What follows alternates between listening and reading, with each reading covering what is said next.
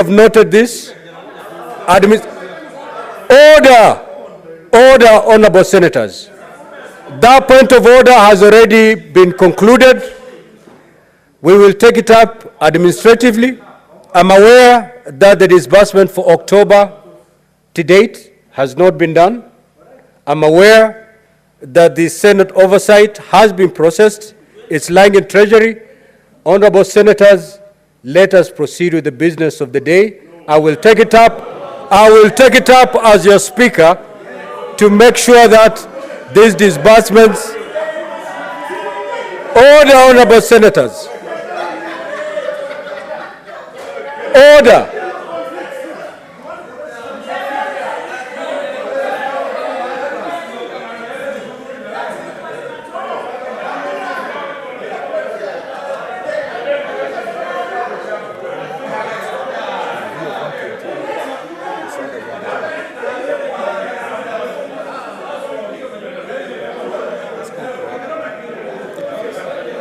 Order, honorable senators.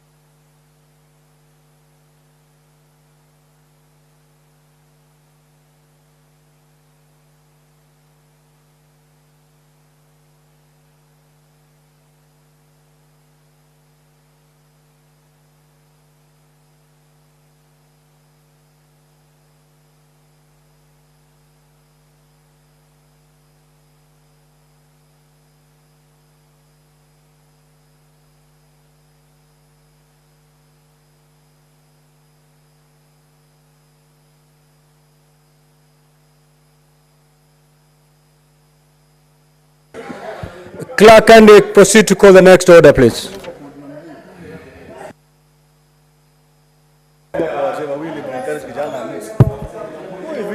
Order number 7, questions and statements.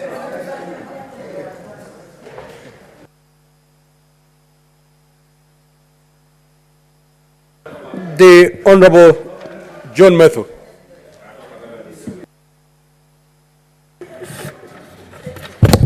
Thank you very much, Honorable Speaker. I rise pursuant to Standing Order 53-1 to seek a statement from the Standing Committee on Labour and Social Welfare regarding the termination of contracts of community scouts by the Kenya Wildlife Service, KWS. In the statement, the committee should, number 1, state the reasons for the termination of contracts for community scouts by the Kenya Wildlife Service. Number 2, explain whether due process was followed in the termination of their contracts, stating the compensation provided to the dismissed community scouts. Number 3, elaborate the measures taken by KWS to fill the gap created by the disengagement of community scouts in order to ensure wildlife conservation is not impacted by the dismissal of scouts. Thank you very much, Mr. Speaker. Senator Professor Tom Ojenda, that statement is dropped. Nani? Senator Betty Montet.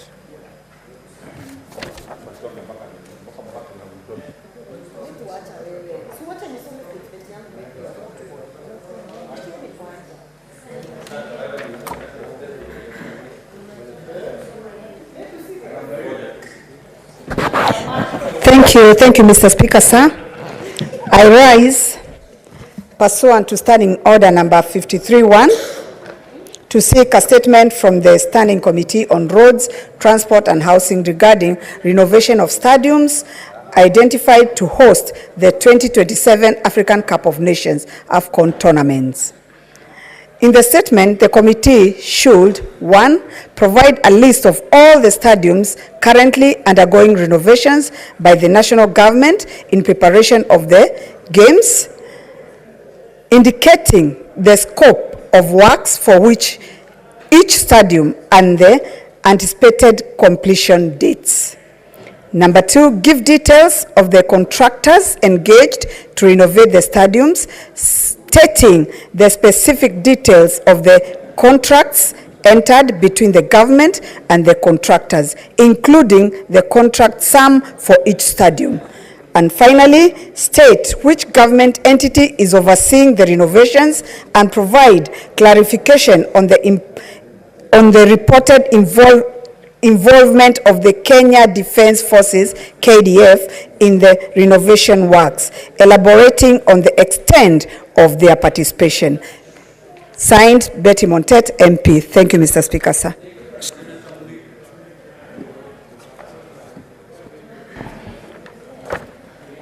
Thank you, Mr. Speaker. Request for statement on delivery of centrally procured learning materials to schools. Mr. Speaker, sir, I rise person to standing order 53-1 to check a statement from the Standing Committee on Education regarding last mile delivery to schools premises of textbooks and other tuition materials that are centrally procured by the Ministry of Education under the Free Primary Education and Free What is the point of order, Senator Cherangei? Secondary School Program. Senator Mundigi, what is the point of order, Senator Cherangei?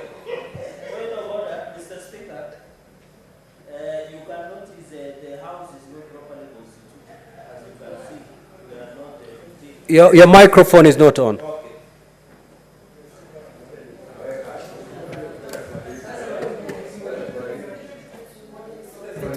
Mr. Speaker, looking at the standing orders, we are not properly constituted, Mr. Speaker, and therefore I request you to check.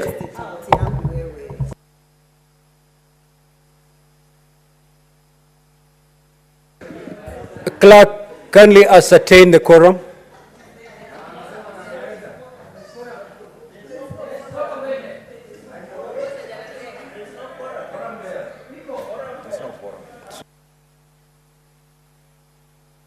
Sergeant at Arms, kindly ring the quorum bell for 10 minutes.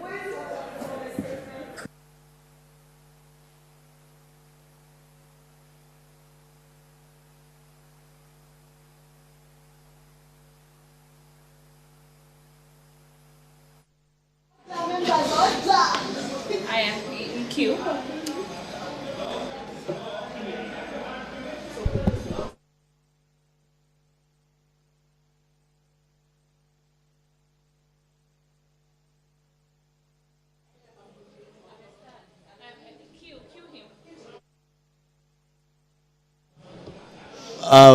Our dear listeners and viewers, the Senate quorum bell is being rung. This is in line with the Senate Standing Order 41 of the Senate Standing Orders on quorum during proceedings of the Senate.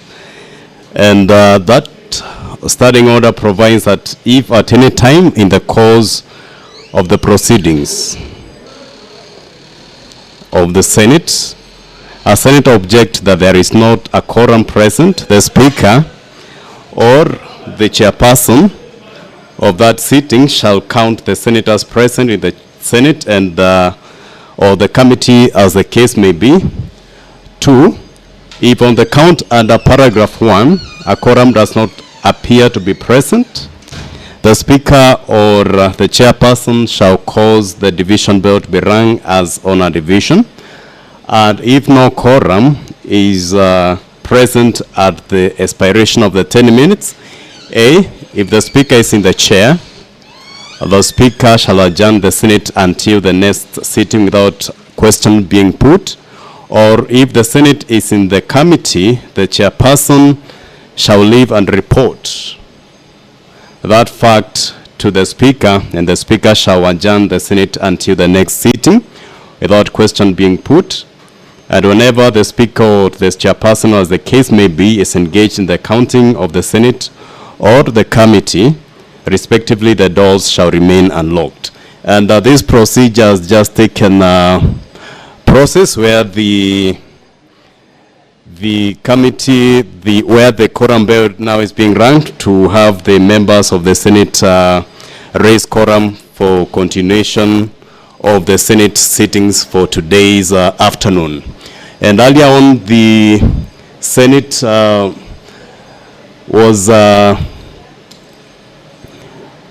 the Senate considered rather the motion on alteration of its hours of meeting on Thursday. That is tomorrow, December 7th of December 2023, where they have the Senate voted to adjourn to hold the sittings rather in the morning hours. That is from 9:30 a.m. and ending at 1 p.m. instead of the afternoon sitting.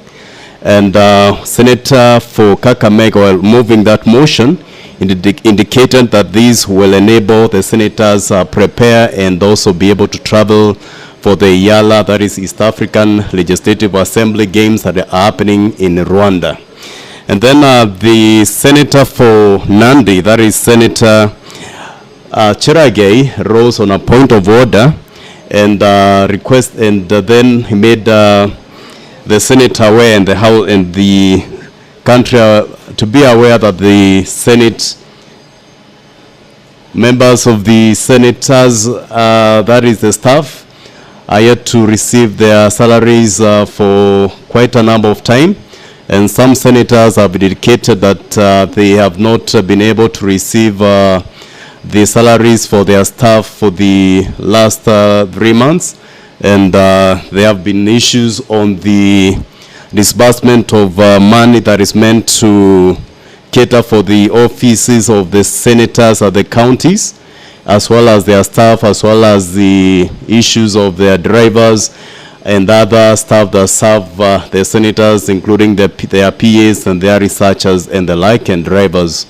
And some senators have indicated that they have been having challenges and problems. Their landlords or the places where they have rented their offices, with the rates of them being evicted for lack of payment of their arrears for their offices. And the senators who rose to speak, they castigated the Foreign Affairs PS, that is PS Singway, for telling the Speaker of the Senate off for meeting with the leaders of the Somaliland, that is yesterday.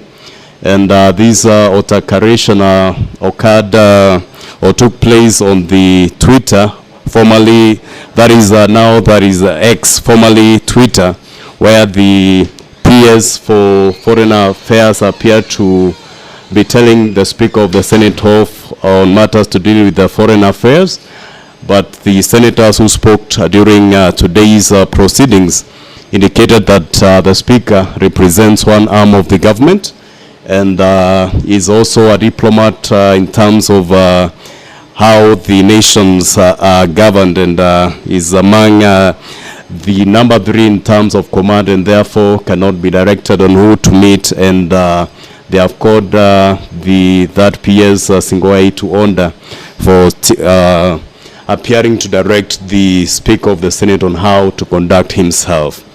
And the senators who spoke appeared to lay a lot of blame on the Treasury for how they disband or how they disburse their monies rather. And when the senator for Nairobi, Senator Sifuna, rose to speak, indicated that even if the Senate takes the route of going to court for in terms of how it has been treated during this term of the government, then even the judiciary is also experiencing cash crunches, and it might be they are indicating that it appears that it's only the executive that is receiving money being padded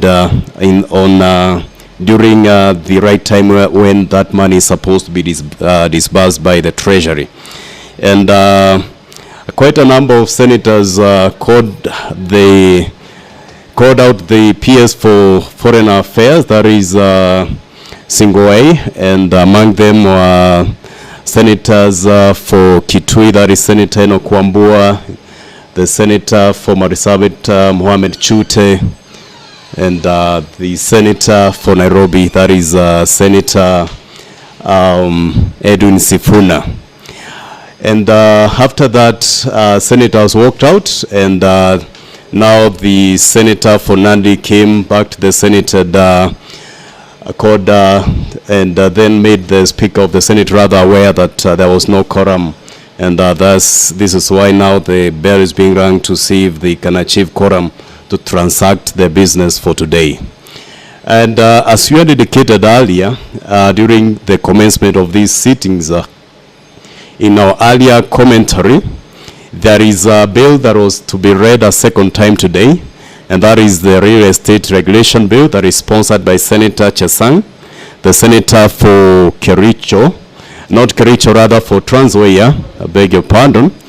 And the key objective reasons for this bill is that it seeks to put in place mechanisms for regulation of the real estate agents and real estate project in Kenya. And they have indicated that their reason for coming up with this bill, that is the Real Estate Regulation Bill, is that the Kenyan economy is the largest economy in East Africa, with the real estate market turnover of 100 billion shillings annually. And the real estate sector has witnessed a lot of fraud in the recent past, hence the need for regulatory regime as the current